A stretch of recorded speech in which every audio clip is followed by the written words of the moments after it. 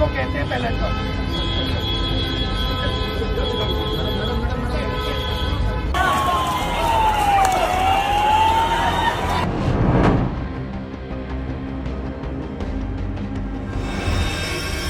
20 जुलाई दिल्ली की सड़कें हजारों छात्र और संसद की तरफ जाने को बेताब, जेंजी का सैलाब। कुछ लोग हाथ में तिरंगा लिए हुए थे, कुछ के हाथ में संविधान था, नारे गूंज रहे थे और तरह तरह के पोस्टर्स। लेकिन कुछ ही मिनटों में तस्वीर बदल गई। आंसू गैस के गोले, लाठीचार्ज, भागते लोग और घायल छात्र। यानी दिल्ली पुलिस ने बलपूर्वक स्टूडेंट्स और प्रोटेस्टर्स को रोकने की पूरी कोशिश की।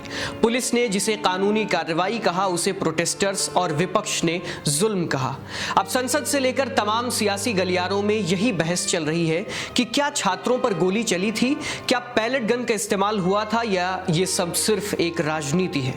आइए पूरी कहानी समझते हैं। संसद में राहुल गांधी ने गृह मंत्री अमित शाह पर सीधा हमला बोला।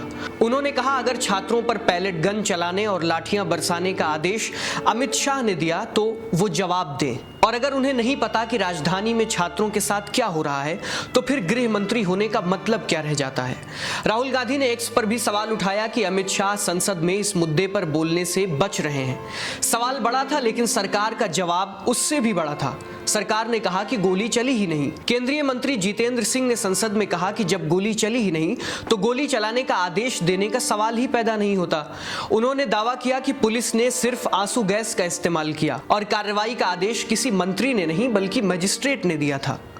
यानी सरकार का कहना है कि न गोली चली न पैलेट, सिर्फ कानून व्यवस्था बनाए रखने की कार्रवाई। लेकिन अगर कहानी इतनी सीधी होती तो शायद बहस यहीं खत्म हो जाती। 27 जुलाई को एक नई रिपोर्ट सामने आती है। रिपोर्ट में दावा किया जाता है कि संसद मार्च में शामिल एक महिला को गोली लगी थी। 32 वर्षीय नूतन, जो गुरुग्राम में एक निजी कंपनी में काम करती थी, जंतर मंतर पर चल रहे विरोध प्रदर्शन में शामिल होने पहुंची थी। द हिंदू से बातचीत में उन्होंने दावा किया कि गोली लगने से उनके कान के पास गंभीर चोट आई, जिसके बाद उन्हें तुरंत आरएमएल अस्पताल ले जाया गया। नूतन का कहना है कि वहां उनके कान पर कई टांके लगे। उनका यह भी कहना है कि करीब 2 घंटे तक चली सर्जरी के बाद उन्हें महज 15 मिनट के अंदर अस्पताल से छुट्टी दे दी गई। हालांकि ये रिपोर्ट सामने आने के बाद दिल्ली पुलिस ने एक्स पर पोस्ट कर इन दावों को खारिज कर दिया है। अब जरा पैलेट गन की भी बात कर लेते हैं, क्योंकि असली विवाद यहीं से और गहरा हो जाता है। सीजेपी और प्रदर्शनकारियों ने आरोप लगाया कि दिल्ली पुलिस और रैपिड एक्शन फोर्स ने पैलेट गन का इस्तेमाल किया। सोशल मीडिया पर तस्वीरें आई, वीडियोस आए, घायल छात्र सामने आए। इनमें गुरुग्राम के इरशाद शेख, दिल्ली यूनिवर्सिटी के छात्र साहिल लोछाब और आउटलुक मैगजीन के एक पत्रकार शामिल हैं। राहुल गांधी ने घायल प्रदर्शनकारी साहिल लोछाब को अपने साथ मीडिया के सामने खड़ा किया। साहिल का दावा है कि उनकी आंख में पैलेट लगी। एक सर्जरी हो चुकी है, दूसरी अभी बाकी है। राहुल गांधी ने सरकार पर आरोप लगाया कि सच छिपाया जा रहा है, लेकिन दिल्ली पुलिस ने फिर वही कहा कि पैलेट गन के इस्तेमाल होने का दावा पूरी तरह झूठा और भ्रामक है। अब यहां कहानी एक नया मोड़ ले लेती है। दिल्ली पुलिस कहती है कि कुछ हुआ ही नहीं, लेकिन सीआरपीएफ, जिसके तहत रैपिड एक्शन फोर्स आती है, वो कहती है कि पैलेट गन के इस्तेमाल होने के आरोपों की जांच की जा रही है।